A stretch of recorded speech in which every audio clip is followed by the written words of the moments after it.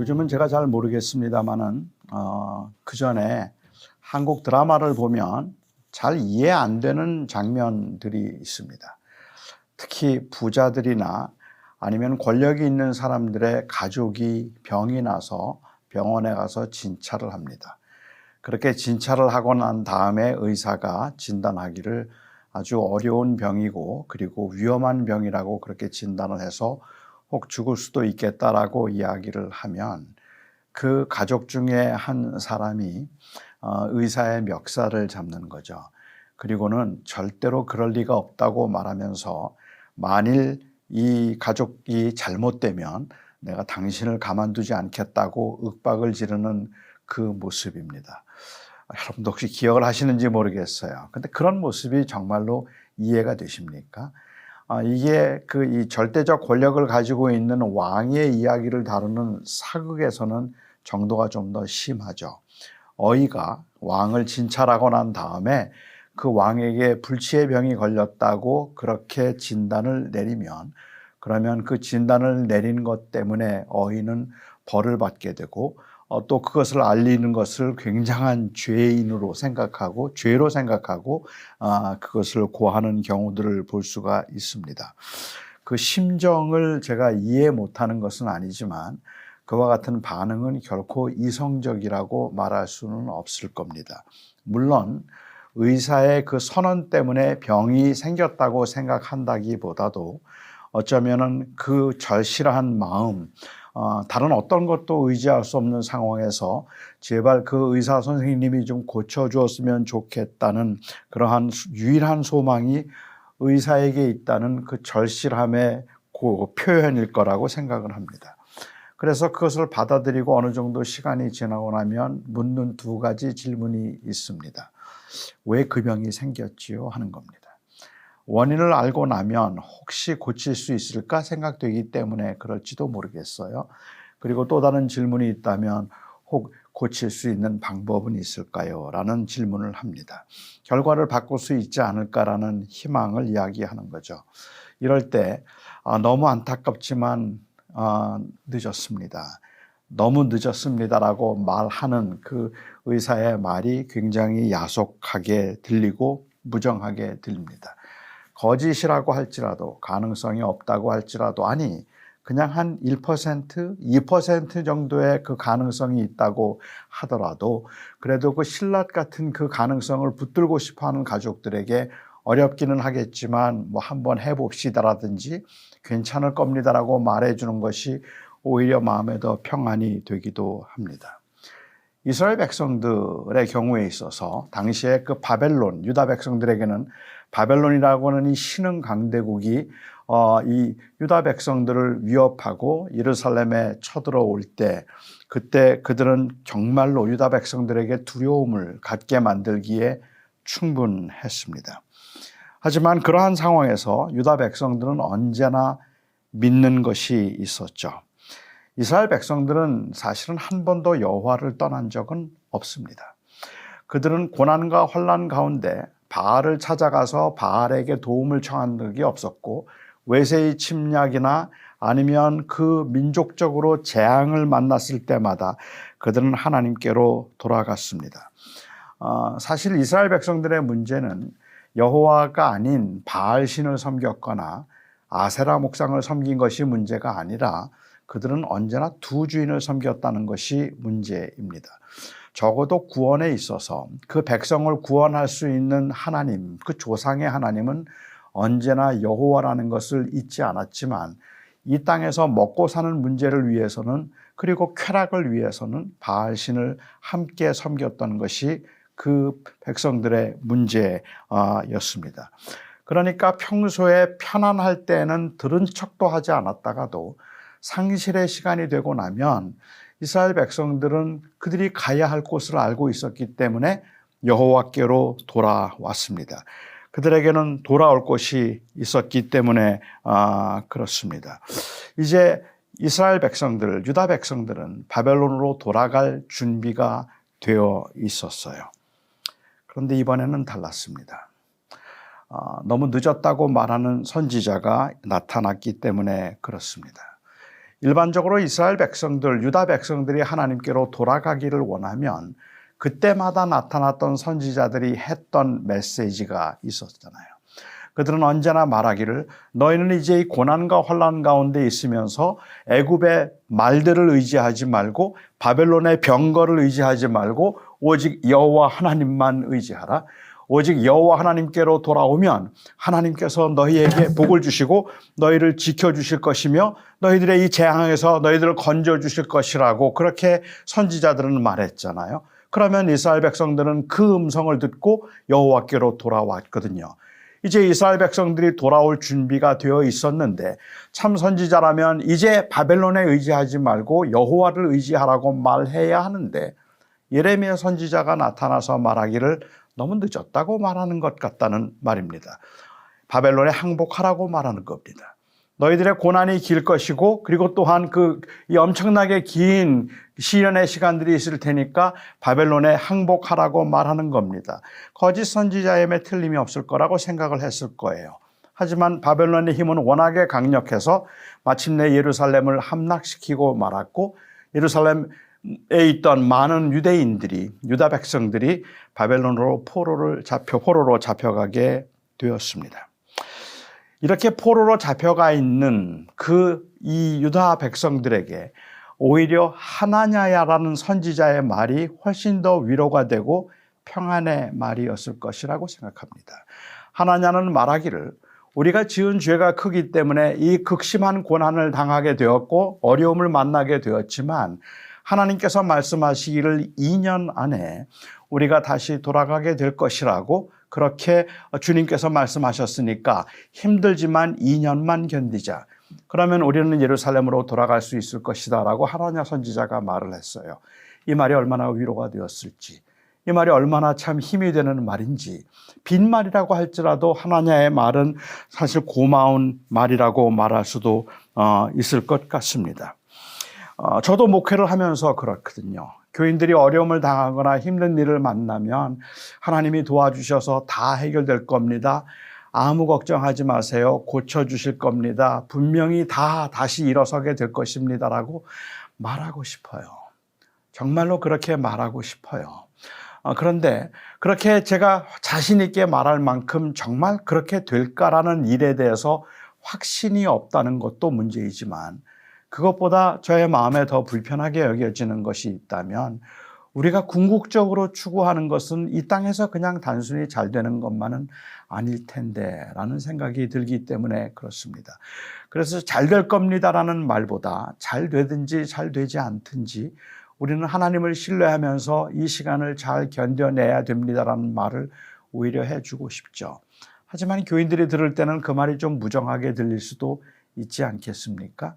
아니, 빈말이라도 잘 될 겁니다. 다 해결될 겁니다. 반드시 성공할 겁니다. 그렇게 말해 주었으면 좋을 텐데 그런데 그 말을 자신 있게 말하지 못하고 있는 그 모습에서 어쩌면 교인들은 좀 상실감, 실망감을 느끼게 될지도 모르겠다고 생각합니다. 오늘 본문은 이 바벨론의 포로로 잡혀가 있던 그 사람들 하나냐가 2년 안에 돌아온다고 그렇게 말해서 희망을 가지고 있었을 법한 사람들에게 예레미야가 보낸 편지의 내용입니다. 이 편지 가운데 이렇게 이야기를 하죠. 너희는 그곳에 살면서 집을 짓고 텃밭을 만들고 아이를 낳고 거기에서 번성하여 살라. 오랫동안 살라는 이야기입니다. 듣기에 따라서는 이 말이 굉장히 섭섭한 말로 들리지 않을까 싶어요. 곧 고향으로 돌아갔으면 좋겠는데 거기에 텃밭을 만들고 집을 짓고 아이들을 낳고 오랫동안 있을 생각을 하고 살라고 말하는 것 때문에 그렇겠죠. 포로 생활 가운데 최선을 다하라. 그리하면 거기서도 하나님께서 성공하게 하시리라. 그런 의미였을까요?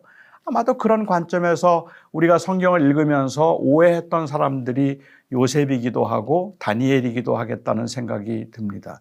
요셉이 고난 가운데 있었지만 그가 하나님을 잘 섬기고 하나님 앞에 믿음으로 살았기 때문에 애굽의 총리가 되어서 비록 외국에서였지만 거기에 성공하고 출세한 그 드림을 이룬 사람이었고, 지금 예레미야가 이 편지를 쓰고 있는 그 시대에 살았던 다니엘과 같은 경우도 그가 하나님 앞에 믿음으로 살았기 때문에 그 바벨론에서도 그리고 메대 왕국에서도 그는 최고의 자리에 올라서 부귀와 영화를 누릴 수 있었던 것처럼, 우리도 그렇게 하나님을 잘 섬기면 이 세상에서도 복을 받아서 형통하게 될 것이라는 것이 일반적으로 우리가 들었던 설교이고 우리가 들었던 메시지가 아닐까라는 생각이 듭니다. 하지만 사실은 요셉의 경우에 있어서도 한 개인의 성공을 말하기보다는 오히려 요셉의 생애를 통해서 하나님이 아브라함과 하셨던 그 약속을 고난 가운데 어떻게 성실하게 이루어서 큰 민족을 이루어 가나안 땅을 차지하게 될 것인가에 관한 이야기를 하고 있는 것이고, 다니엘의 경우도 그는 개인적으로는 부귀와 영화를 누리고 있었다고 말할 수도 있을지 모르겠지만, 하나님께서 하나님의 계획을 다니엘에게 보여주실 때 다니엘은 고백하기를 나의 무릎이 녹는 것 같았고 내 내장이 썩는 것 같다고 했어요. 그 이유가 뭐였나요? 그 이유는 바로 고난이 길 것이라는 것 때문이었습니다. 바벨론이 망하고 나면 메대와 바사가 나올 것이고, 그것이 망하고 나면은 헬라가 올 것이고, 그것이 망하고 나면은 로마가 와서 490년의 긴 세월이 지나고 난 다음에 드디어 하나님의 나라가 임하게 될 것이라는 메시아의 도래에 관해서 이야기를 하고 있는, 물론 이 490이라는 숫자를 어떻게 보느냐는 관점의 차이가 있긴 하겠지만 분명한 것은 굉장히 긴 시간 동안을 그렇게 고난 가운데 그 백성이 살게 될 것이라는 그 계시를 받고 다니엘은 무릎이 녹았거든요. 너무 안 되어서 그 긴 시간 동안을 그렇게 산다는 것이 얼마나 힘든 일인가를 알았기 때문에 그렇습니다. 지금 여기에 텃밭을 만들고 자녀를 낳고 거기에 살라고 말씀하시는 것은 고난이 제법 길 것이라는 말입니다. 그 유다 백성들이 그 외국 생활하면서 갖는 그 고난이 제법 길 것이라는 말인데, 그럼에도 불구하고 그 긴 고난 가운데 오히려 거기에서 형통하고 잘 살도록 해라, 고향은 잊어버리라, 그 말을 하고 있는 것이 아니라 그 제법 긴 고난의 현실에서도 고향을 잊지 말라고 말하고 있는 것이라는 말입니다. 여기에 우리 인생의 딜레마가 있다고 저는 생각을 합니다. 처음에는 그 말이 엄청 섭섭하게 들렸을지 모르죠.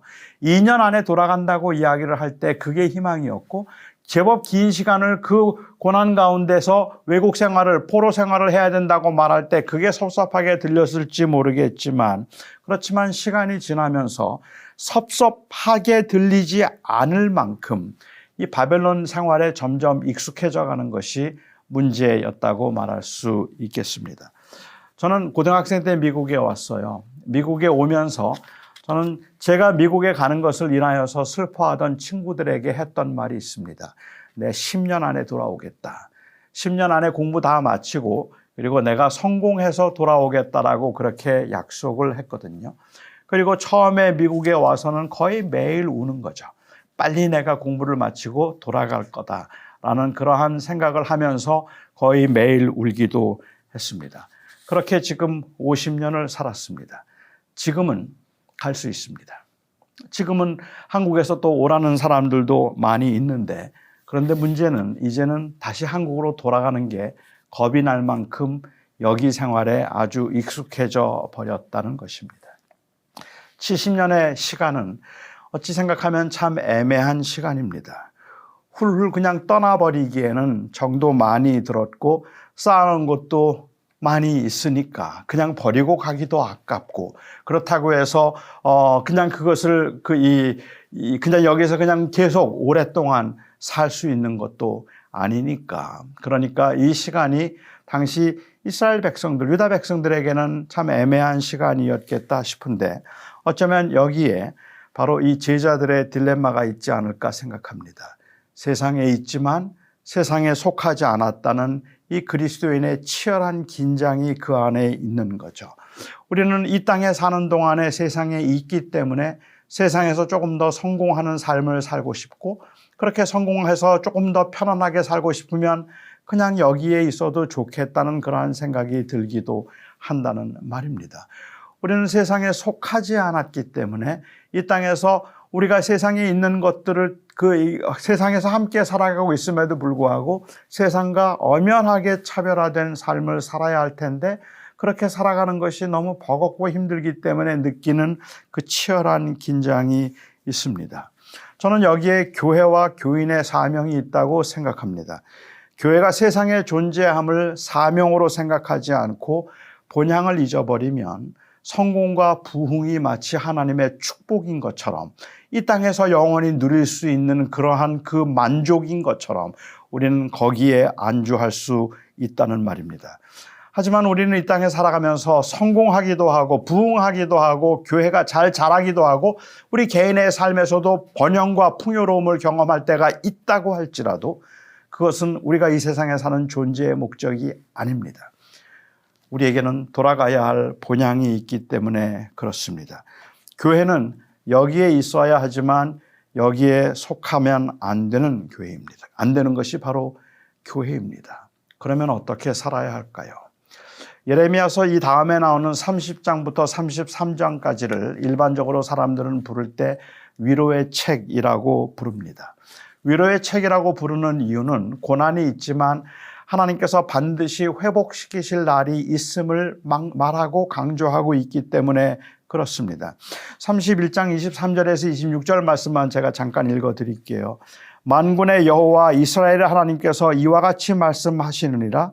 내가 사로잡힌 자를 돌아오게 할 때에 그들이 유다 땅과 그 성읍들에서 다시 이 말을 쓰르니 곧 의로운 처소요 거룩한 산이요 여호와께서 내게 복을 주시기를 원하노라 할 것이며 유다와 그 모든 성읍의 농부와 양떼를 인도하는 자가 거기서 함께 살리라. 하나님께서 예루살렘으로 다시 돌이킬 것이라고 주님께서 이 예레미야에게 말씀해 주고 계시는데 이게 꿈이었어요. 물론 꿈을 통한 하나님의 계시였겠지만 그리고 내가 깨어보니 꿈이더라. 바울은 예레미야는 말하기를 그런데 그 꿈이 너무 달았더라라고 그렇게 이 고백을 하고 있습니다.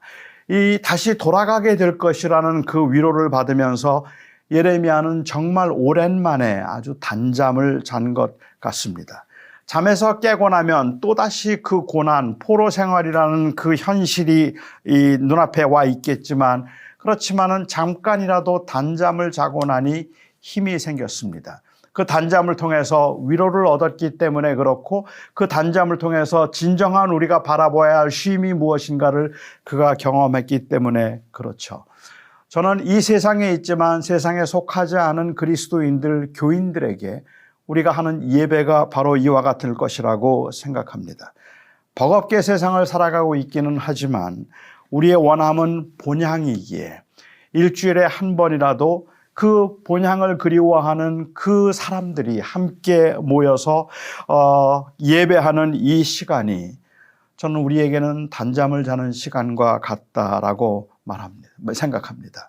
모일 때마다 우리의 주가 되시고 우리로 하여금 그 나라에 들어가도록 하시는 그래서 우리의 삶을 주관하시는 예수 그리스도를 기억하고 찬양하며 새 힘을 얻어서 또다시 잠에서 깨면 세상에서 살아야 되는 하지만은 그 단잠을 자듯이 꿈을 꾸듯이 그 단잠을 잘 수 있는 그 시간이 여러분들의 예배 시간이었으면 저는 정말 좋겠습니다.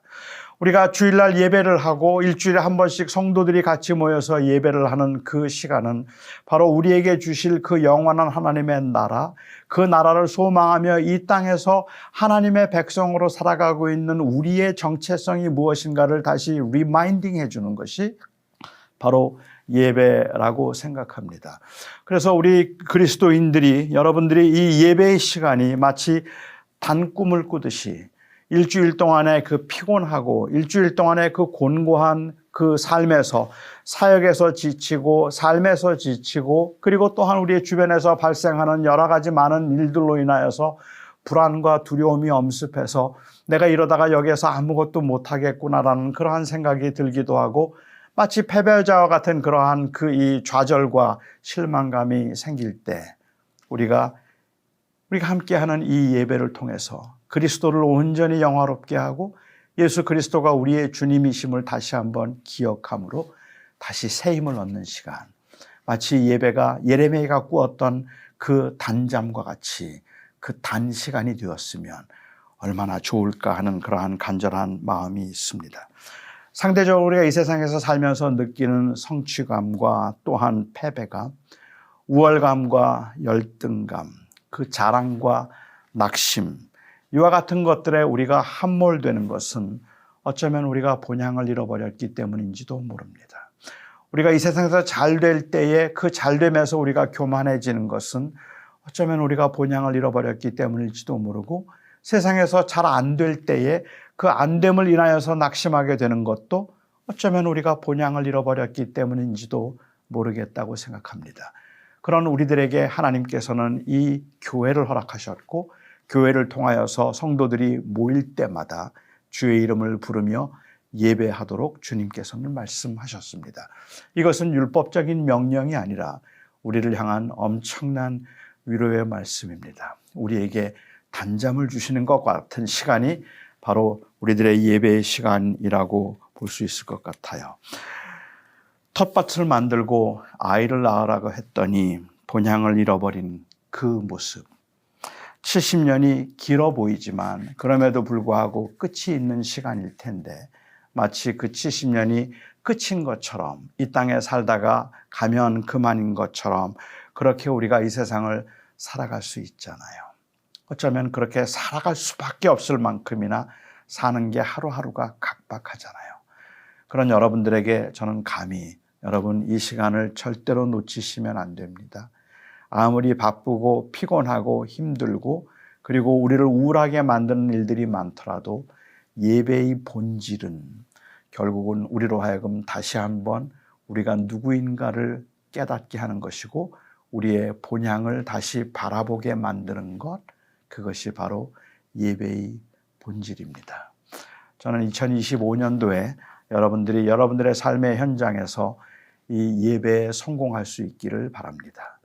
예배에 성공한다는 말은 그냥 단순히 감정적으로 내가 어떤 느낄 수 있는 희열을 말하는 것이 아니라, 그 바로 예배의 본질인 우리의 주가 되시는 그리스도, 그분이 나의 주가 되심으로 내가 가야 할 곳이 있다는 사실, 그리고 그곳을 향해서 우리는 지금도 가고 있다는 이 사실을 다시 기억하고, 그래서 다시 기억함으로 인하여서 우리가 우리의 그 고된 삶 가운데 단잠을 자듯이 아주 그러한 시간이 되었으면 좋겠습니다.